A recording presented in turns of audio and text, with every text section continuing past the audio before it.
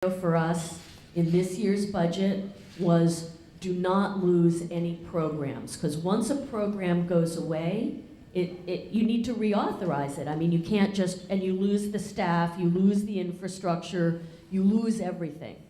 If your funding is cut but your program stays intact, at least you can try to come back again. So the goal was don't lose the program structures, and if there are cuts, make sure they're not cuts that are going to directly affect consumers. So that's what we got out of the conference committee. And then we went to the governor's desk. And everybody knows what happens with the governor's blue pencil.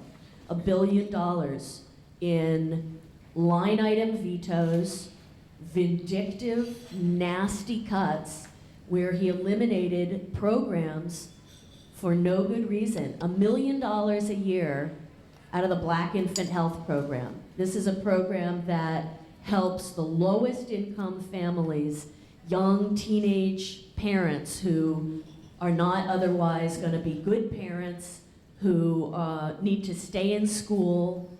They need to have, fathers need to be given ways to get jobs, to reconnect with their kids. It's the best example of how you leverage the resources of the public sector to support families, to keep families intact and increase their earnings. To cut that did nothing to solve California's budget deficit. It was just a mean, nasty cut to the most vulnerable. And you can go through the line, the cuts to senior programs, and of course the biggest one was the elimination of the stage 3 child care, $246 million, totally eliminated this program that helps women who have worked their way off welfare. They went through the program, they went to school, they're working, they're paying for child care, but child care costs $1,000 a month for a 4-year-old. A woman who is just working her way up the ladder is not able to both pay that and pay rent. There have been studies that show that child care costs come to more than food and rent for some families. So it's totally, that line item veto says to people in California, if you're born poor, to hell with you, you can stay poor. So the moral issue that unites us is this question of who is worthy for spending from the public purse? And this is the fight that I think we're still engaged in. This question over who is worthy. And the trick for us is always, you get your public polling and you do your focus grouping. And we know there's a basic rule of thumb with organizing. It's the rule of threes. You've got the people who are with you, and that's your base. And you always want to make sure your base is with you, but in order to win, there's then the squishy middle, the undecided voters, the independents, the folks who haven't made up their mind. You have to talk to them in a way that can persuade them, because you need them to win. And then the other third is the folks who, they don't agree with you, they're never going to agree with you, and they're always going to vote against you. So the challenge when you're doing a statewide public policy campaign is always, you talk one way to your base, like I just talked, but that kind of talk doesn't necessarily win you your middle. And so I think the base, like if we're talking about IHSS, it probably drives you crazy to hear some of the stuff people say, like, you know, the idea that there can be savings, administrative savings, or, you know, the $65 million cut through the stakeholder process. It drives you crazy because you know that money isn't there, right? But then there's someone like me that says, okay, but in order to win this campaign, we've got to be able to talk in a way that these squishy, there are people who they get their news from the TV news, they have no connection to IHSS. When the governor and other people say over and over again, fraud, fraud, fraud, they believe it. So how do we reach them? So for next year, there's this untackled question of whether your issue is IHSS and Medi-Cal, or whether it's senior programs, or whether it's CalWORKs and childcare. How do we talk about the public sector and the work that it does and the Health and Human Services safety net in a way that establishes that that people who don't work also, that some people do deserve, that some of us deserve these programs. I am ostensibly a middle-class, middle-aged woman. I've worked in the nonprofit sector all my life. Will I be able to retire at 65 off of Social Security? Will I be poor when I'm old? I have no children. Who's going to take care of me when I'm old? These issues matter to me. How can we connect with other women in their 30s and 40s who think they're middle class, who may not be thinking about the fact that they have a higher statistical probability of having a disability before they die and ending up needing IHSS and Medi-Cal because they don't feel it now?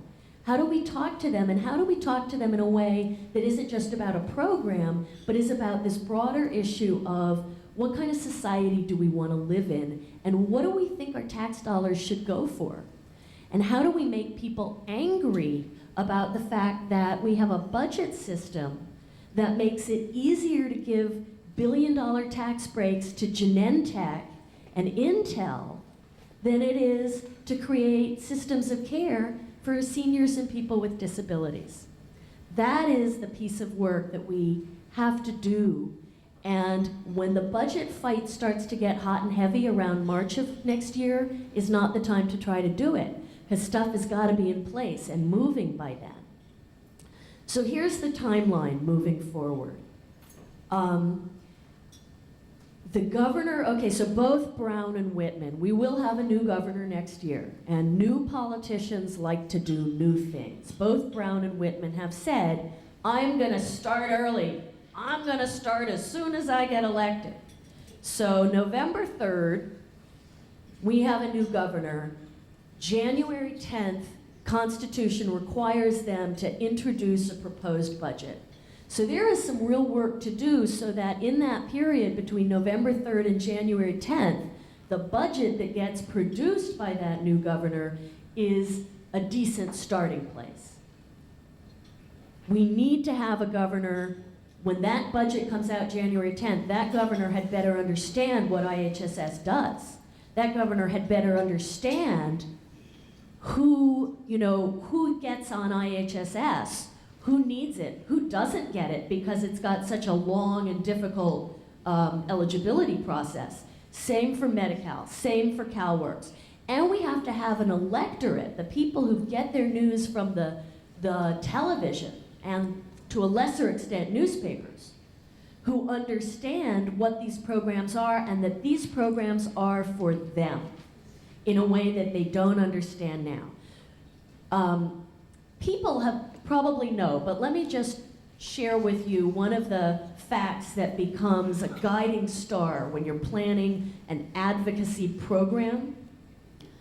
The electorate, the people who actually vote in California, are older, richer, and whiter than the population of California as a whole.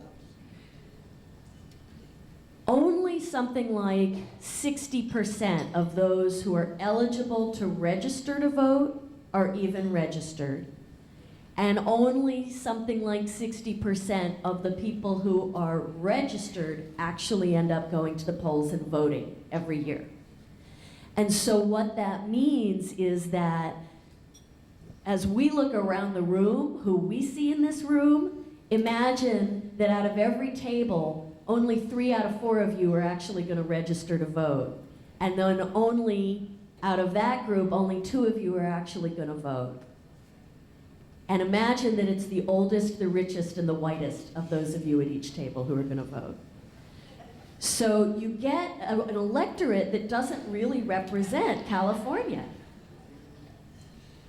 So, and those people, so we have to, when we talk, we have to be talking to those people. as well as doing the work to make sure that all the rest of us are voting.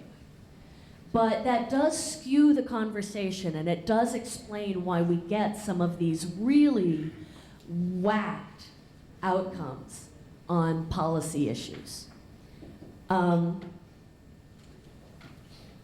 So timing, okay, so between November 3rd and January 10th, what can we do to shape the budget that gets produced by either Jerry Brown or Meg Whitman on January 10th? Meg Whitman says that she's going to eliminate 40,000 jobs. She says she's going to crack down on that there's a lot of fraud in CalWORKs, in IHSS.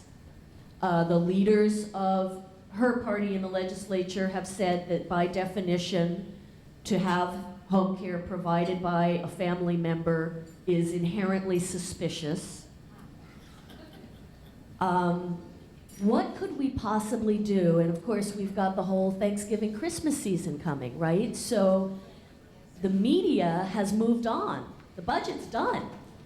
So I don't know the answer to this. This is not a trick question that I know the answer to. What I know is that on November 19th, the field team for the HHS network is going to have an all-day meeting and try to figure some of this out. And also some of the lobbyist folks are going to be meeting in Sacramento next week and trying to figure some of this out. Who's going to be on the transition team for Whitman and Brown?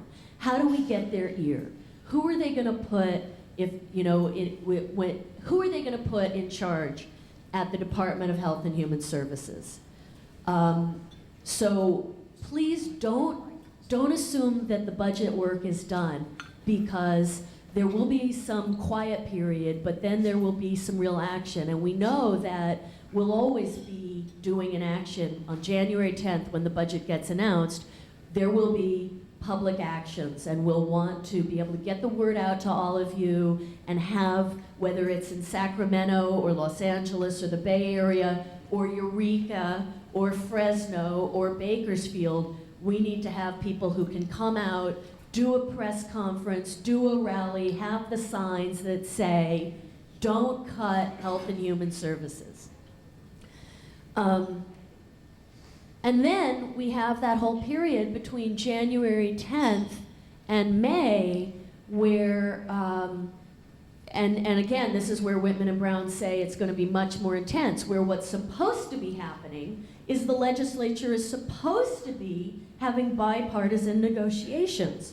But of course we know that that doesn't really happen anymore. Are people familiar with the no tax pledge, the Republican no tax pledge? And are people familiar with the 2/3 rule for the budget and Prop 25 that would return us to a majority vote budget? So we've been doing some studying. So California is one of only 3 states that requires 2/3 of the legislature to approve its budget. And the other 2 are really tiny states, Rhode Island and Arkansas. Those states are very tiny and they're very homogenous and they have part-time legislatures. But every other state, 47 other states, do a majority vote budget. And it turns out, if you look back at history, this happened in the 1930s. I think it was 1938 that with Hiram Johnson, when we started to do all these referendums and we created this 2/3 rule. And it turns out that it actually worked okay until, and budgets were passed on time until 1991. Well, what happened in 1991? The Gingrich contract with America and the no tax pledge.